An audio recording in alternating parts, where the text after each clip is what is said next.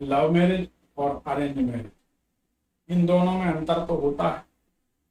हालांकि सही बात तो ये है, मैरिज तो मैरिज है, इसमें कोई अंतर नहीं हो।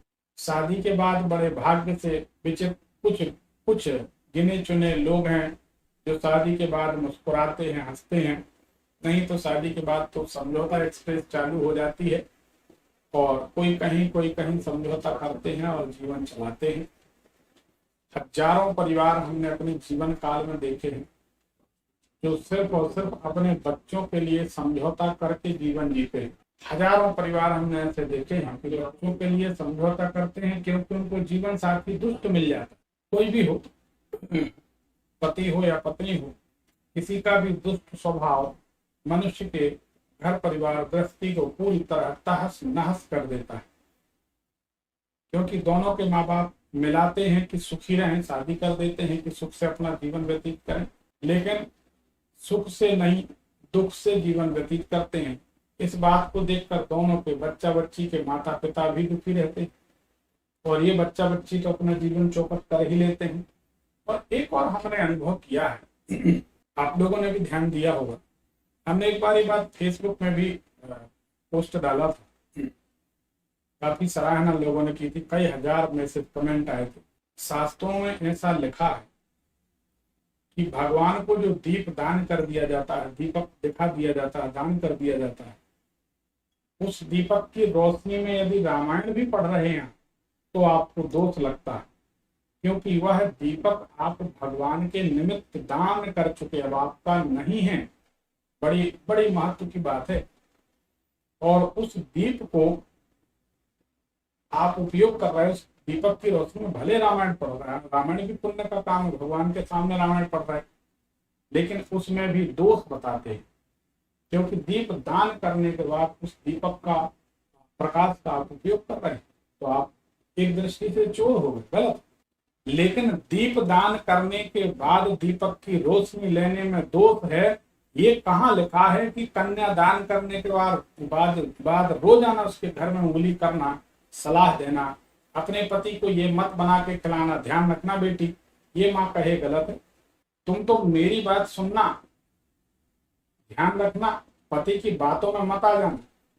अरे पति की जब आपने शादी कर दी, वह उसका पति है, कन्यादान कर दिया, तो उसको पति की बातों में आने दे। पति की बातों में वो आ जाए, पत्नी उसकी बातों में आ जाए, वो मिलकर रहे, इसमें हर्ज क्या है। और अगर इतना ही इंटरफियर करना था तो किसी का घर खराब क्यों किया। कोई ना कोई किसी ना किसी की लड़की लाता ही है कि भाई हमारे यहाँ संतान उत्पन्न हो, हमारे परिवार की वृद्धि हो, बच्चे बच्ची मिलकर रहें, परिवार आबाद हो, घर में छोटे छोटे बाल गोपाल खिलौनों की तरह खेलें। हर आदमी की इच्छा होती है, लेकिन ये मोबाइल की मेहरबानी, अंबानी ने कर ली दुनिया मुट्ठी में और यहाँ 700 दामाद और बेटी को मुट्ठी में करने में लगे रहते। हमारे यहाँ हजारों लोग आते, आप तो दामाद को बस में कर दो, 15 दिन हो गए शादी के, दामाद बात नहीं मानता। अरे किसी ने 25-30 साल पाल पोस के बड़ा किया है, उनकी भी तो फिक्र करेगा। आपका दामाद तो 15 दिन से बना। और सोचिए, हम लोगों को समझा कर डांट कर भगा देते हैं कि अगर 15 दिन की शादी में आपकी बेटी के कब्जे में आ जाएगा तो कल किसी और सुंदर लड़की को देखेगा तो 15 मिनट में उसके कब्जे में आ जाएगा। दामाद ईमानदार है तभी तो अपने माँ बाप की फिक्र कर रहा है, और जब माँ बाप की फिक्र कर रहा है तो कल अपनी पत्नी की यानी आपकी बेटी की भी फिक्र करेगा। थोड़ा समय तो आने दीजिए, घुलने मिलने का, बातचीत करने का, एक दूसरे को समझने का समय तो आने दीजिए, अवसर ही नहीं आने देते। माँ बाप चाहते हैं, अरे हमने इतनी, हमारे पास आते हैं लोग, अरे हमने इतनी सुंदर बेटी दी, अरे इतनी सुंदर हो या ना सुंदर हो उसको क्या कर सकते, बेटी तो देनी ही। हमने इतने लाख रुपए दहेज दिया, अरे आपको लड़का घर परिवार ठीक लगा, आपने दिया। अब देने के बाद, दान देने के बाद क्या पछताना।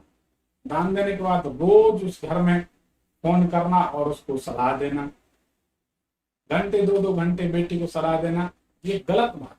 इस तरह का व्यवहार नहीं करना चाहिए।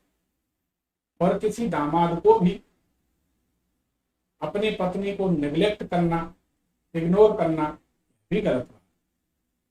परंतु सच्ची बात यह है, हम तो ये कहते हैं कि शादी के बाद कोई भी कुछ कहे, दोनों को मिलजुल कर रहना चाहिए, क्योंकि जिंदगी भर दोनों की साथ में कटेगी।